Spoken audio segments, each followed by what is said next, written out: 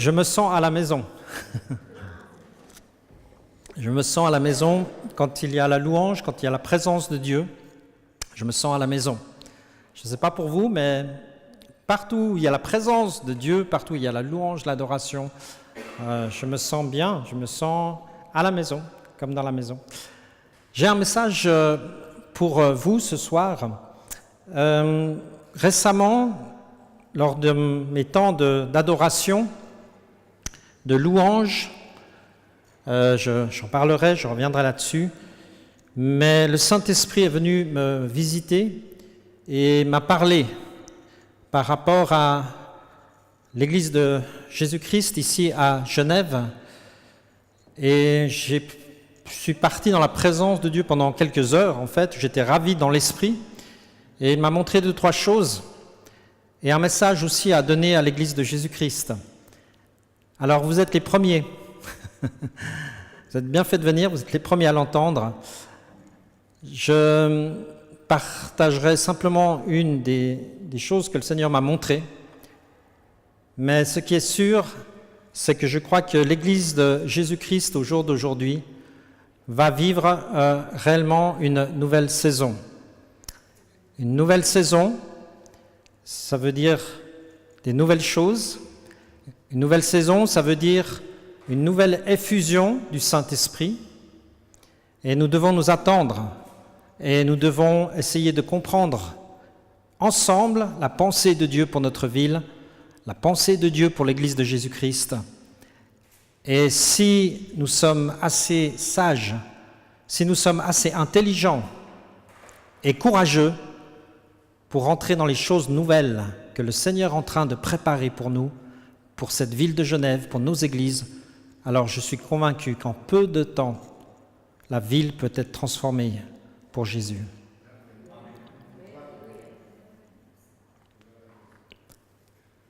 Le Saint-Esprit, il ne ment pas. S'il l'a montré, c'est qu'il va le faire. Et c'est à nous d'être participants dans ce mouvement, dans ces choses nouvelles que le Saint-Esprit est en train de faire. Et une des choses importantes, bien sûr que le passage d'Ésaïe m'a parlé, dans Ésaïe 48, il dit ceci: « J'ai annoncé depuis longtemps des choses du passé, j'en ai parlé, je les ai fait entendre. Puis, et j'aime ça, soudain, j'ai agi et cela s'est produit. » Amen. Cela s'est produit. Merci. Il y a une soudaineté de Dieu. Quand Dieu agit dans l'histoire des réveils de pays, il agit soudainement, avec rapidité.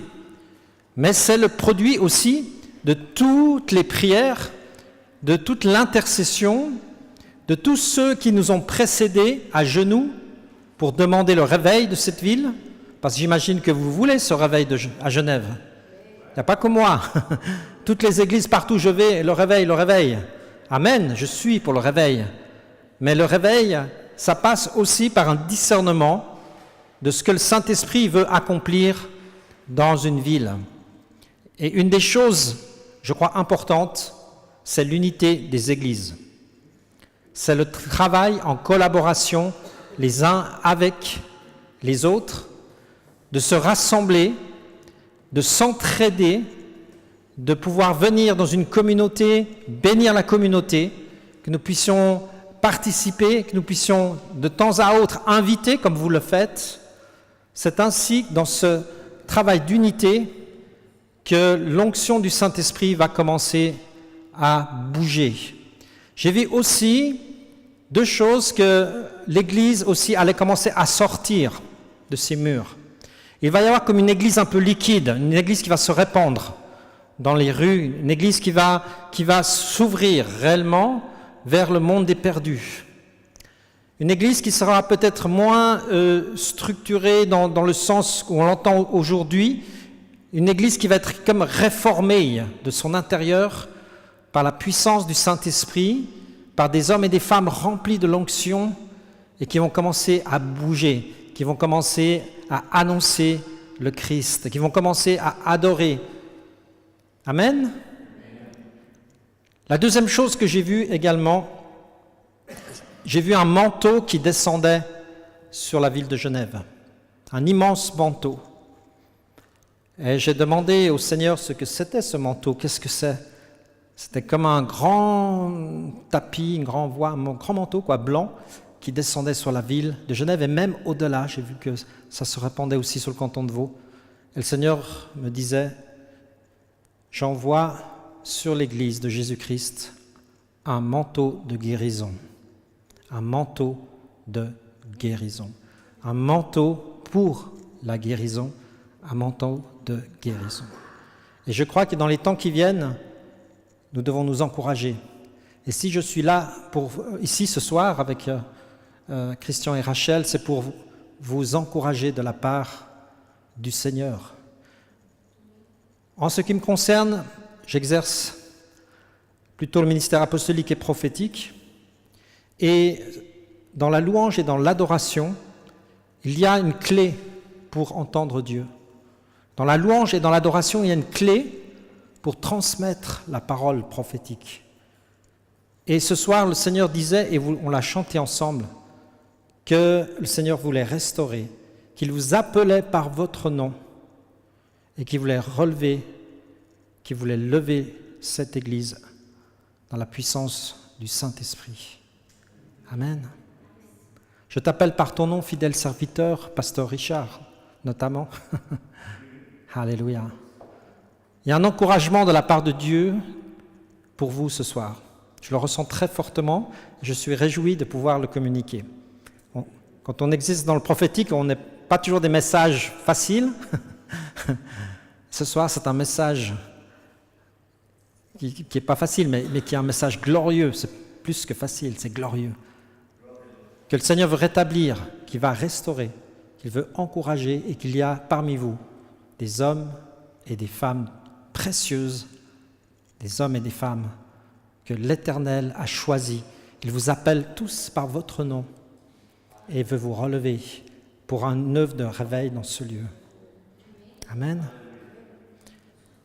C'est par la foi. Vous me dites, oui, mais on n'est pas beaucoup, on n'est pas nombreux. Ça n'a rien à voir. Dieu commence toujours des grandes choses avec des petites choses. Est-ce que vous avez déjà vu que Dieu commence tout de suite avec des grandes choses? Jamais il le fait, parce que si c'est ainsi, nous ne savons pas vraiment, ou alors on se glorifie. Mais le Seigneur nous dit de ne pas mépriser les petits commencements, de ne pas mépriser les petites choses, d'être fidèle dans les petites choses, parce que dans les petites choses, il y a la vie, il y a la graine, il y a la semence. Amen. Et c'est tout ce qui fait la force d'un mouvement prophétique, toute la force d'une église, quand il y a la vie de l'Esprit, la vie merveilleuse du Saint-Esprit, la vie de la louange, la vie de l'adoration, la vie de la parole qui devient puissante dans nos cœurs. Alléluia. Alors, ce n'est pas une question de nombre, c'est une question de vie, c'est une question de semence. Et s'il y a la semence ici, s'il y a la bonne graine, alors on laisse simplement le Saint-Esprit agir. Et c'est lui qui fait, nous dit la parole de Dieu, c'est lui qui nous fait croître. Je pourrais vous sortir tous les versets qui correspondent, je n'ai pas le temps parce que je le reçois comme ça sur le moment. Mais comme je dis souvent, il faudrait que je refasse mon message après, que je réécoute et je le réécrive, pour qu'il soit un peu plus coordonné. Amen. Donc, un encouragement pour vous ce soir à ne... peut-être, certains parmi vous sont peut-être découragés ou peut-être se posent des questions. Eh bien, le Seigneur vous dit ce soir vraiment, tu es mon fils bien-aimé, en qui j'ai placé toute mon affection. Tu es ma fille bien-aimée. Et je ressens très fortement qu'ici, dans cet endroit, il y a la vie, il y a les semences de vie. Il y a quelque chose de puissant que Dieu a planté dans ce lieu. C'est un lieu historique aussi, hein? Je crois que c'est la première, c'est bien ça, hein? C'est la première chapelle ici à Genève, et c'est le premier message que je donne dans la première chapelle. Alléluia. Alléluia. Ne méprisez pas les petits commencements. Et Dieu qui est fidèle et juste voit ces choses. Et dans les temps qui viennent, je crois que cette nouvelle saison va être une saison de puissance, une saison d'unité avec les frères et sœurs, avec les autres églises de la ville de Genève. J'ai l'occasion, de par mon ministère, de visiter beaucoup d'églises ici à Genève et au-delà. Et Dieu dit partout la même chose. Nouvelle saison, manteau de guérison. C'était encore confirmé hier, on était à, je ne sais plus où, à Échalon. L'autre soir, on était à Gingin. Enfin, bientôt toute la Romandie, tous les petits bleds de Romandie, qu'on ne connaît même pas les noms. Parce que l'Esprit est à l'œuvre dans notre pays. Amen.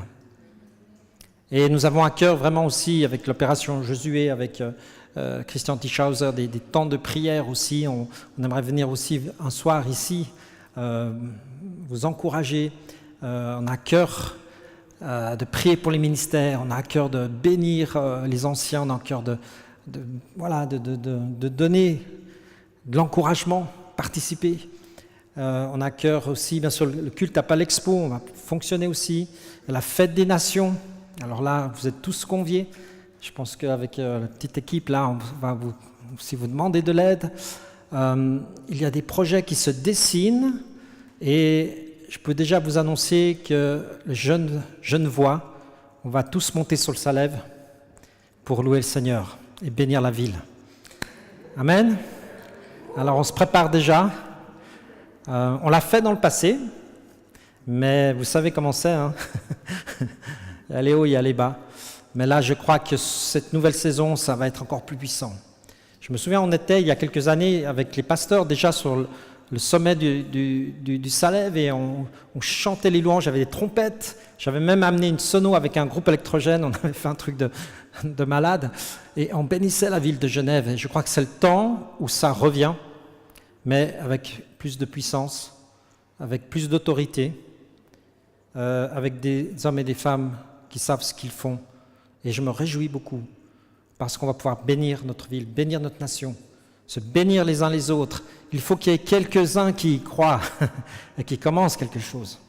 C'est pas parfait, on n'est pas parfait, de loin pas, mais quand Dieu se révèle à nous, on ne peut pas être le même. Quand Dieu se révèle à toi, tu ne peux pas rester le même. Soit tu marches à la lumière de la révélation que Dieu te donne, mais si tu ne le fais pas, laisse-moi te dire, tu es un déserteur. Et vous savez ce qui se passe dans les armées quand on déserte.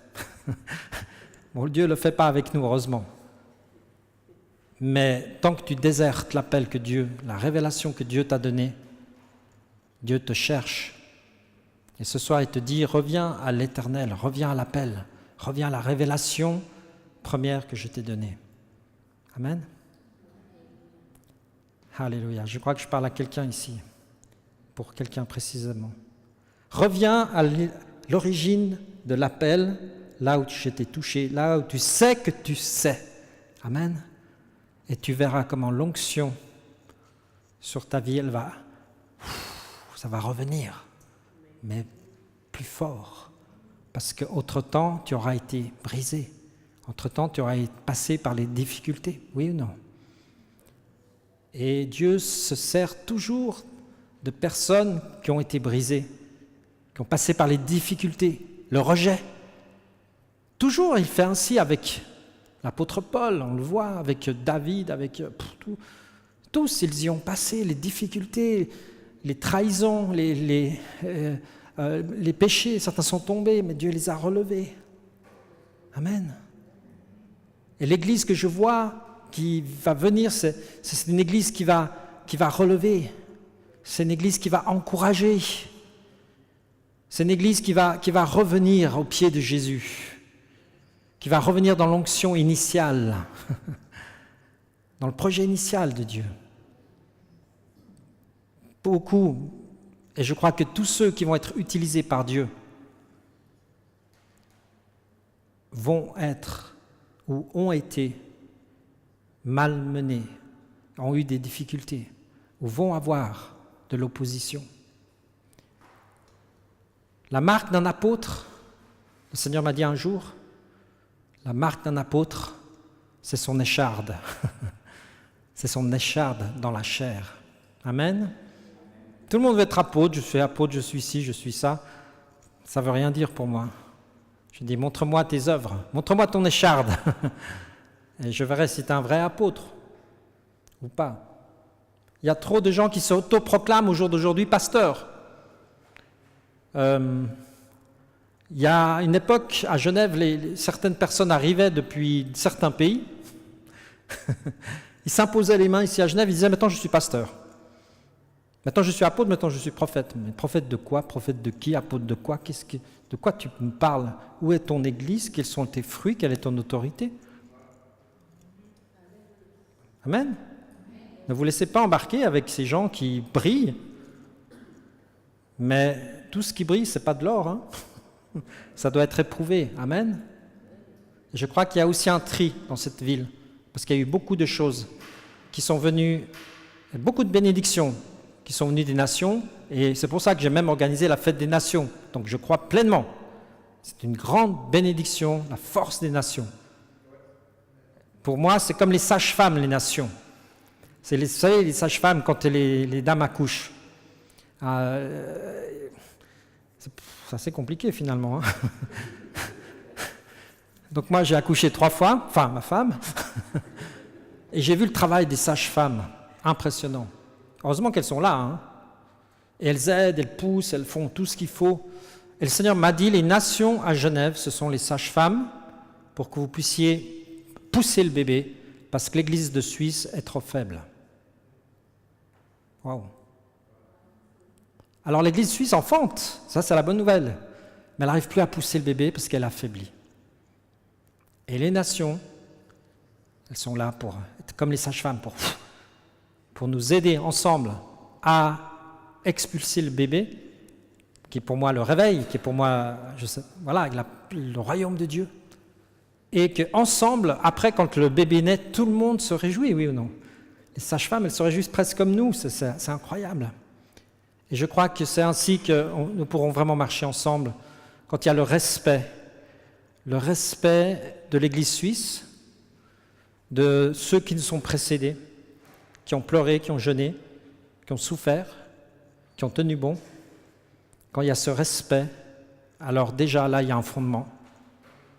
Et Dieu ne construit pas n'importe comment. Il construit sur le fondement des apôtres et des prophètes qui nous ont précédés, qui sont de ce pays. Amen. Et il y a ceux qui viennent ensuite pour nous aider dans la force, dans la joie, dans la musique, dans les prédications, dans toutes les richesses que Dieu a accordées à toutes les nations.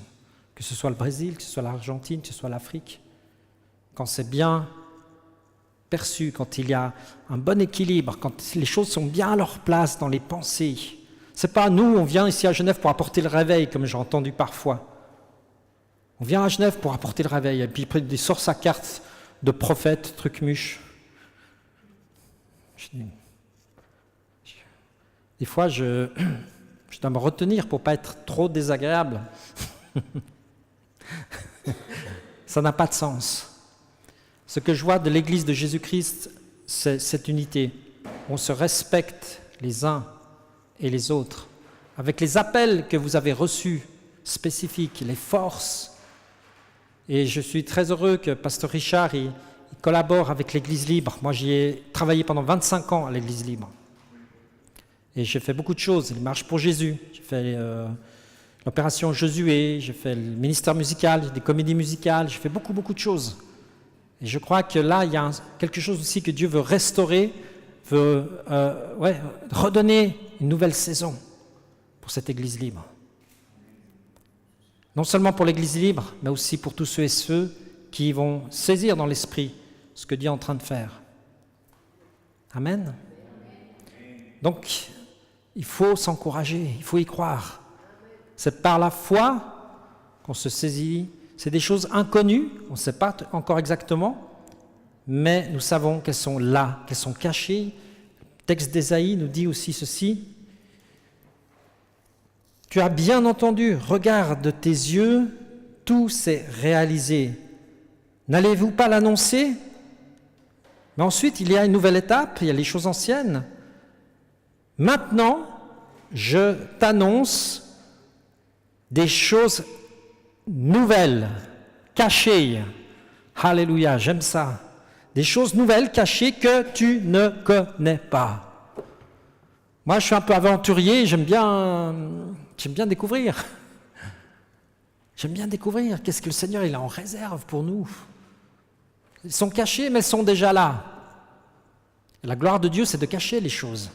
Donc ensemble, à Genève, avec les églises qui veulent vraiment voir la gloire de Dieu se manifester, on va découvrir ensemble le projet de Dieu pour cette nation, parce que je crois que ça va bien au-delà de Genève. Toujours le Seigneur a dit pour Genève, pour la nation et pour les nations. Ça va rejaillir à nouveau, comme du temps de la Réforme, pour les nations. Il y a une espèce de va-et-vient, il y a un retour de la bénédiction sur Genève et de nouveau, il y aura des envois, dit l'Esprit. Alléluia. Et il dit ceci, verset 7. Elles sont créées maintenant et non depuis longtemps. Jusqu'à ce jour, tu ne savais pas, tu n'en avais pas même entendu parler. Waouh! Jusqu'à maintenant, tu n'en as pas entendu parler. Mais elle se crée maintenant. Il y a un maintenant de Dieu. Il y a le now de Dieu, comme ils disent en anglais. Now, c'est maintenant. Pas demain, c'est maintenant. Alléluia. Ce soir, Dieu crée quelque chose dans ta vie. Ce soir, la nouvelle saison, elle est pour toi. Ce soir, tu peux revenir à l'éternel. C'est le temps. Je t'annonce des choses. Donc jusqu'à ce jour, tu ne savais pas, etc. Pour que tu ne puisses pas dire, je le savais déjà. Non, tu n'en savais rien. Tu ne l'avais même pas entendu. Amen. Tout cela pour pas que tu te glorifies de quoi que ce soit. Je terminerai avec ceci, l'humilité. Si nous voulons avancer, si nous voulons voir l'Église de Jésus-Christ se lever, il faut que nous nous humilions vraiment pour notre orgueil spirituel. Nous nous humilions pour notre arrogance parfois aussi.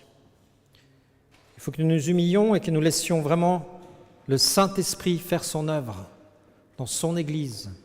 C'est Jésus le chef de l'Église. Amen. Et c'est le Saint-Esprit qui dirige. Ce n'est pas nos projets, ce n'est pas nos idées, aussi bonnes qu'elles soient. Et des fois, si on n'a pas de projet, je dis gloire à Dieu. Parce que c'est ainsi que le Saint-Esprit va pouvoir prendre la place. Je crois que c'est le temps où Dieu va lever les apôtres, les 5 ministères aussi. Alléluia. Les apôtres, les prophètes, les évangélistes, les docteurs et les pasteurs. Là, il y aura la plénitude qui nous permettront d'amener la ville de Genève à la connaissance de Christ. Amen. Les 5. Et j'ai découvert, j'ai une révélation ces temps qui, quand il manque un, ou 2 ou 3, il y a un vide. Amen. Il y a un vide dans la révélation. Et ce vide, il n'est pas comblé par le Saint-Esprit. Parce que Dieu veut que nous suivions son modèle, comme il a donné le modèle à Moïse pour le tabernacle, oui ou non? Il devait être précis. Dieu nous a donné le modèle des 5 ministères. Et s'il manque, s'il y a des trous, il y a un vide. Et le vide, il n'est pas comblé par le Saint-Esprit, mais il est comblé par la chair. Les projets charnels.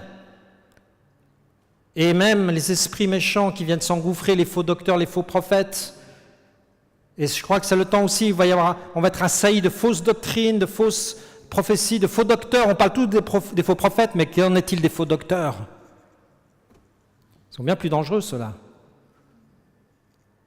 Quand il y a l'Église qui se lève avec les 5 ministères, elle devient puissante. Elle vient stopper l'hérésie, elle vient stopper ce mouvement que nous pouvons ressentir dans l'esprit pour venir séduire l'Église de Jésus-Christ. Là où il y a de la séduction, laissez-moi vous dire que ce n'est pas le Saint-Esprit. Je répète, là où il y a de la séduction, un esprit de séduction spirituelle, ce n'est pas le Saint-Esprit. Là où il y a la paix, là où il y a l'humilité, là où il y a des gens à genoux, Là où il y a la repentance, là où il y a des larmes, là il y a le Saint-Esprit. Amen.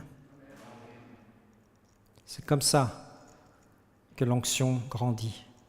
Avec des gens brisés, des gens humbles, mais qui deviennent puissants, qui deviennent loin, qui ont reçu l'autorité. Parce qu'ils ont été choisis par Dieu, comme le Seigneur t'a choisi ce soir, pour porter sa parole, pour exercer une autorité que lui seul peut te donner. Amen. Que le Seigneur vous bénisse.